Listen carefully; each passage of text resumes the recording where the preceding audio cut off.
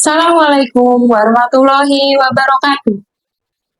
Halo healthy people, selamat datang di podcast Ruang Hebat. Seru bincang, sehat dan bermanfaat. Tempat ngobrol seru tentang kesehatan pada episode ke-10. Perkenalkan, saya Yesi sebagai host pada episode ke-10 kali ini yang akan menemani healthy people yang berada di rumah atau dimanapun berada. Pada kesempatan kali ini, kita akan membahas tentang penyakit menular.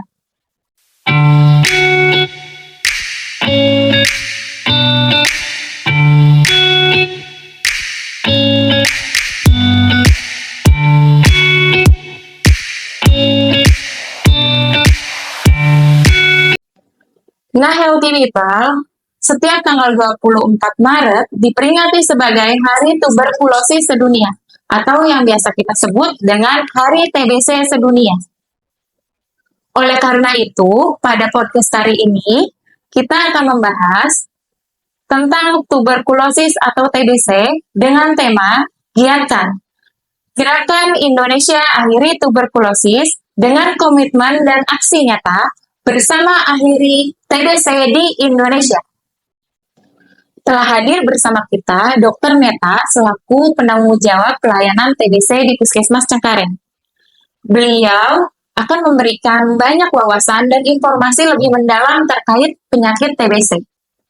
Halo Dr. Neta. Halo Kak Yesi, halo healthy people. Salam sehat untuk semuanya ya. Gimana keadaannya hari ini dok? Kabarnya baik? Alhamdulillah baik Kak Yesi. Terima kasih Dok Neta sudah menyempatkan waktu untuk menjadi narasumber pada podcast kita kali ini. Dengan senang hati Kak Yesi. Baik Dok Neta, sebelum kita membahas lebih lanjut terkait TBC, sebelumnya bisa dijelaskan dulu nggak Dok, TBC itu apa ya Dok? Ya baik, jadi TBC itu atau tuberkulosis adalah penyakit menular yang disebabkan oleh kuman Mycobacterium tuberculosis. Penyakit ini menyerang terutama di paru, tapi bisa juga menyerang organ lain seperti apa? Seperti otak, tulang, kulit, mata, bahkan jantung. TBC menular melalui droplet atau percikan udara ketika kita batuk, bersin, atau bahkan berbicara tanpa menutup mulut kita. Partikel kecil yang mengandung bakteri bisa bertahan di udara dan terhirup oleh orang lain di sekitar kita. Jadi penyakit TBC ini berbahaya ya dok? Iya, betul sekali Kak Yesi. Satu penderita TBC bahkan dapat menularkan kepada 10 sampai 14 orang di sekitarnya. Kira-kira situasi terkait TBC untuk di Indonesia saat ini bagaimana ya dok? Baik Kak Yesi, jadi Indonesia saat ini adalah salah satu negara yang menyumbang kasus TBC terbanyak nomor 2 di dunia. Jadi, setiap tahunnya ada lebih dari 1 juta jiwa kasus baru TBC dan 125.000 jiwa kasus kematian karena TBC. Oleh karena itu, pemerintah menargetkan eliminasi TBC pada tahun 2030 dan berbagai upaya sedang dikerjakan untuk mempercepat eliminasi TBC ini. Wah, berarti kita harus lebih waspada lagi ya dok ya terhadap penyakit TBC ini. Kalau begitu, gejala untuk TBC itu seperti apa aja ya dok? Ya, jadi gejala TBC itu bervariasi. Tetapi beberapa tanda utama yang harus diwaspadai antara lain ada batuk terus-menerus selama 2 minggu, kadang bisa disertai darah. Kemudian ada demam berkepanjangan, terutama di malam hari, tidak terlalu tinggi tapi berlangsung lama. Ada berkeringat di malam hari tanpa melakukan aktivitas, penurunan berat badan drastis tanpa melakukan diet atau olahraga, mudah lelah dan lemas, nyeri dada atau kesulitan bernafas, batuk terus-menerus selama 2 minggu atau lebih, dan tidak nafsu makan. Jika healthy people mengalami gejala-gejala ini, jangan anggap sepele ya. Segera periksakan diri ke puskesmas untuk mendapatkan pemeriksaan lebih lanjut. Setuju healthy people. Jangan sampai menunda untuk pemeriksaan kesehatan di fasilitas kesehatan terdekat ya. Siapa saja yang bisa terkena TBC ya dok? Dan berapa lama untuk pengobatannya? Boleh di-share dokter informasinya? Baik, Mbak Desi. Jadi, penyakit TBC ini bisa menular dari anak-anak hingga orang tua, ya, dewasa dan orang tua. Nah, gimana caranya untuk anak-anak? Kita lakukan screening dulu, kemudian kita scoring TBC-nya. Untuk dewasa gimana? Untuk dewasa bisa dilakukan pemeriksaan dahak. Untuk itu dilakukan pemeriksaan TCM di puskesmas. Kemudian, jika dari hasil itu mengarah ke TBC, maka akan kita obati selama 6 bulan. Tidak boleh putus ya, jadi harus tuntas. Nah, nanti akan ada jadwal kontrol dari dokter. Jadwal kontrolnya harus diikuti. Keluarga juga harus ikut mendukung dan ikut diperiksakan juga dengan cara dilakukan screening pada keluarga yang minimal satu rumah. Berarti di sini keluarganya harus diperiksakan juga ya dok ya. Untuk apa sih dok keluarganya diperiksakan? Padahal kan yang sakit hanya satu orang di keluarganya. Jadi, yang keluarganya harus diperiksakan itu supaya yang sehat tidak menjadi TBC dengan cara diberikan TPT. Untuk TPT itu sendiri, TPT kepanjangannya apa ya dok? Mungkin healthy people di sini banyak yang kurang tahu atau belum tahu tentang TPT nih dok. Ya, baik. Jadi, bagi yang belum tahu nih TPT apa, TPT itu adalah terapi pencegahan tuberkulosis. Nah, TPT ini tujuannya untuk mencegah supaya yang tadi, yang sehat tidak menjadi TBC. Diberikan kepada siapa saja? Diberikan kepada kontak serumah dengan TB aktif, orang dengan HIV, dan kelompok resiko lainnya. Dan penting juga untuk dilakukan investigasi kontak sebagai pintu utama pemberian TPT pada kontak serumah. Jadi yang sakit TBC ini bisa disembuhkan dan keluarganya juga bisa terlindungi sehingga tidak tertular TBC. Begitu ya dok ya? Benar kayak sih. Jadi untuk ini kita sudah punya kader TBC di wilayah Cengkareng dan berkolaborasi dengan nakesnya juga atau tenaga kesehatan dengan cara nanti kadernya akan berkunjung ke rumah pasien-pasien untuk memberikan edukasi dan melakukan pemeriksaan lebih lanjut. Nah, karena juga kita sudah melakukan ACF atau Active Case Finding di lokasi dengan menjangkau masyarakat untuk pemeriksaan kesehatan gratis yang didukung oleh Kementerian Kesehatan dan juga Dinkes KSI. Wah, berarti ini hebat ya dok? Ini merupakan terobosan dalam memutus rantai penularan TBC. Untuk pengobatan TPT itu sendiri, berapa lama ya dok untuk keluarga?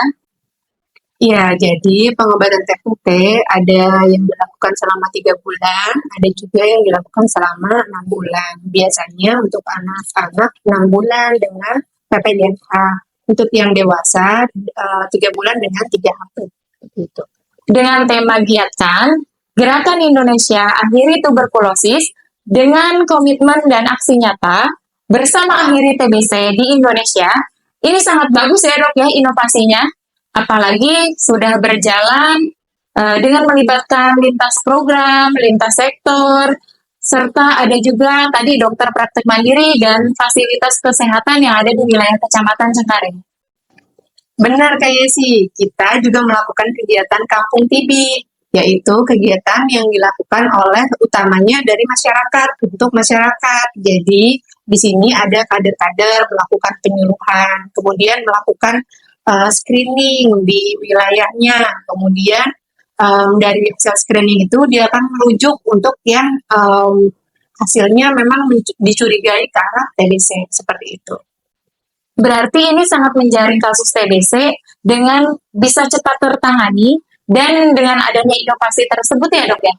Betul, jadi kita berharap ini akan lebih menjaring lebih banyak lagi kasus-kasus TBC yang belum tersentuh selama ini. Nah, tadi dokter sempat menyebutkan tentang etika batuk. Bisa dijelaskan lebih detail dok terkait etika batuk itu apa dan bagaimana cara menerapkan etika batuk sehingga tidak menularkan ke masyarakat atau di lingkungan sekitarnya. Ya, jadi langkah-langkah etika batuk yang benar antara lain menggunakan masker terutama pada saat kita sedang sakit, terutama sakit batuk ya. Kemudian tutup mulut dan hidung menggunakan lengan atas bagian dalam saat batuk atau bersin. Contohnya begini ya. Nah, atau bisa juga gunakan tisu saat menutup mulut atau hidung saat batuk atau bersin, kemudian tisunya langsung dibuang ke tempat sampah. Dan terakhir, jangan lupa mencuci tangan dengan sabun dan air mengalir seperti itu. Jika kita menerapkan etika batuk ini, kita bisa mencegah penyebaran TBC kepada orang-orang di sekitar kita. Lalu, bagaimana jika ada anggota keluarga kita yang terkena TBC? Pastikan anggota keluarga yang lain yang ada di rumah nih merasa takut, panik, sehingga keluarga memilih untuk menjauh dari pasien yang sakit atau penderita TBC-nya itu sendiri, Dok. Bagaimana solusinya ya, Dok, jika ada kasus seperti ini? Nah, pertanyaan yang bagus tuh Kak Yesi. Jadi, jika ada anggota keluarga yang terkena TBC, kita perlu melakukan beberapa hal penting ya. Pertama apa? Pastikan mereka melakukan pengobatan secara disiplin. Jadi TBC itu dapat disembuhkan, tapi minum obatnya harus rutin dan tuntas. Minimal berapa tadi? 6 bulan tanpa putus ya. Kalau pengobatannya tidak tuntas, jadi gimana? Bisa terjadi resistensi terhadap penyakit TBC ini. Dan akhirnya akan lebih sulit lagi untuk diobati pada saat TBC-nya kambuh lagi. Kemudian yang kedua, seluruh anggota keluarga yang tinggal serumah juga perlu menjalani screening TB. Dan screening ini bisa dilakukan di puskesmas untuk mendeteksi apakah sudah ada yang tertular atau bahkan tertular tapi tidak ada gejalanya. Itu. Oh ya, Dok, bagaimana mendapatkan pengobatan TBC dan TPT di Puskesmas Cengkareng? Ya, jadi tinggal datang aja ke puskesmas untuk dilakukan screening TB. Bagi pasien yang sudah diperiksakan hasil darahnya mendukung ke arah TBC, maka akan diarahkan ke poli TBC dan mendapatkan pengobatan TBC tadi selama 6 bulan dan gratis ya. Kemudian jika hasil darahnya negatif dan memenuhi syarat untuk diberikan TPT, maka akan diberikan pengobatan pencegahan tadi, TPT ya, gratis juga ya ini.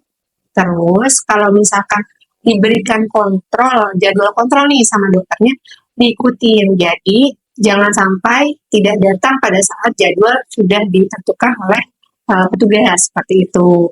Dan jika ada efek samping, maka bisa konsultasikan kepada petugas. Jadi jangan berhenti sendiri pengobatannya ya. Tuh. Wah, berarti mudah sekali ya, Dok, untuk mendapatkan pengobatan TBC dan TPT ini di Puskesmas Cengkareng. Betul ya, Dok? Betul sekali Mbak Yesi. Jadi harus diberikan edukasi berulang dengan promosi kesehatan ya Kak Yesi ya. Dan pemantauan rutin sehingga target yang dicapai untuk eliminasi 2030 ini bisa terlaksana. Oke, Healthy People. Ingat ya, TBC bisa disembuhkan asal berobat sampai tuntas. Jangan malu untuk memeriksakan kesehatan, karena sehat adalah hak semua orang.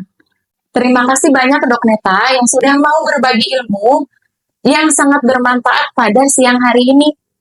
Dengan senang hati Kak Yesi. Dan buat Healthy People, yuk bersama kita komitmen aksi nyata untuk mengakhiri penyakit TBC.